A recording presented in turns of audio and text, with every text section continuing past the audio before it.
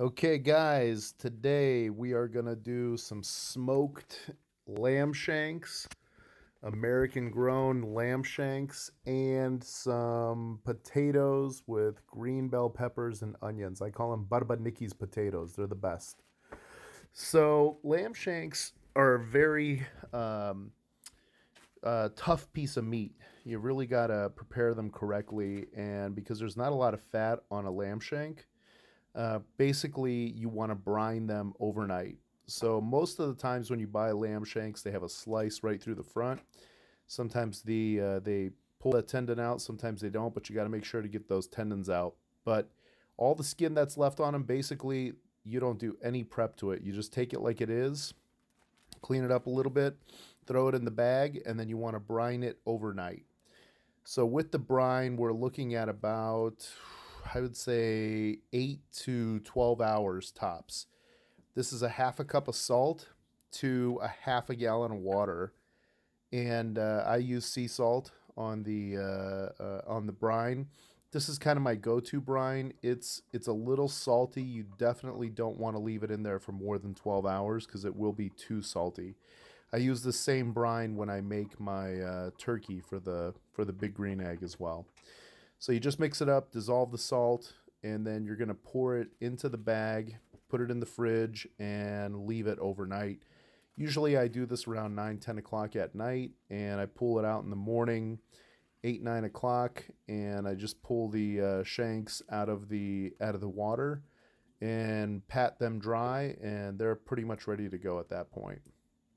So put them in about 3 shanks to the Ziploc bag. This is a 1 gallon Ziploc bag, and that is now ready for the fridge. You could also, if you wanted to, you could add a little bit of herbs in there, but I don't. So this is the next morning. We are pretty much ready to go. I'm going to just pull the shanks out of the bag and get them onto the big green egg. Now, the other nice part about brining is it kind of kills that gaminess that you may get in lamb. So definitely helps with the flavor. I always put the bone side towards the heat. On the back side of the shank is a nice big piece of meat. So you want to put the bone side towards the heat and the meat side on the outside. And usually, so I smoke these a little hot. I put them around 300 degrees Fahrenheit, and that's about a half an hour in.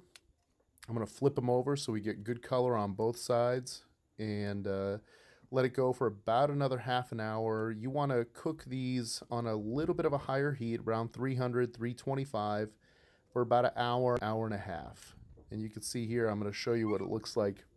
This is after about an hour and a half, and I used a piece of cherry wood in the barbecue, and I just did an offset heat. So put the charcoal on one side, the piece of cherry wood right in the middle, and the other side is the cool side. So you could do this with a Weber. You really don't need a big green egg to do it. It's just better.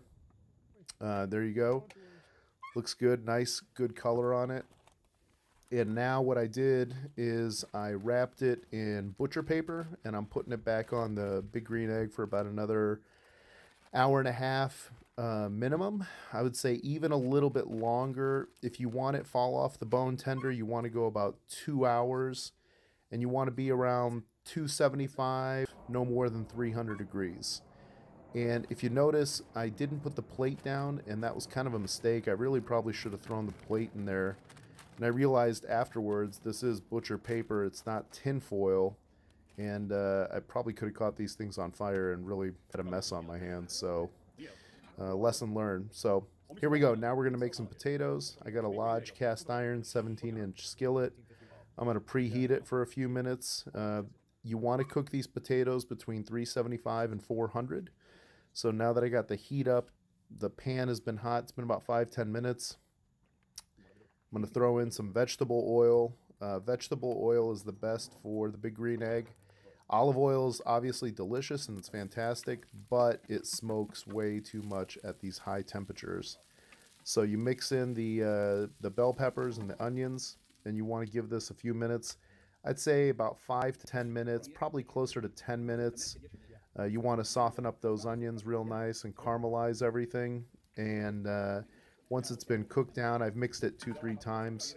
Once it's been cooked down a little bit, you want to go ahead and add Yukon Gold potatoes. And this is about 4.5 pounds of peeled and cubed Yukon Gold potatoes. And now at this point, I want to go ahead and throw a little bit of salt in there. I only use salt on these potatoes. I don't use any pepper or paprika. Anything else is just straight salt as the spice.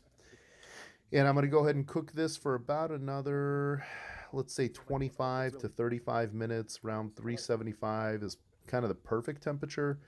400 is pretty good too. And now this has been cooking. I've mixed it a few times. And all the water at this point has evaporated. And you're going to see this time it's been browned a little bit better, and I made a mistake. A couple of those potatoes got out. So now I'm scraping the bits on the bottom, and this is where all that flavor comes in. That starch is now kind of stuck to the bottom of the skillet, and I want to kind of get those bits up and off, and it's pretty much ready at this point.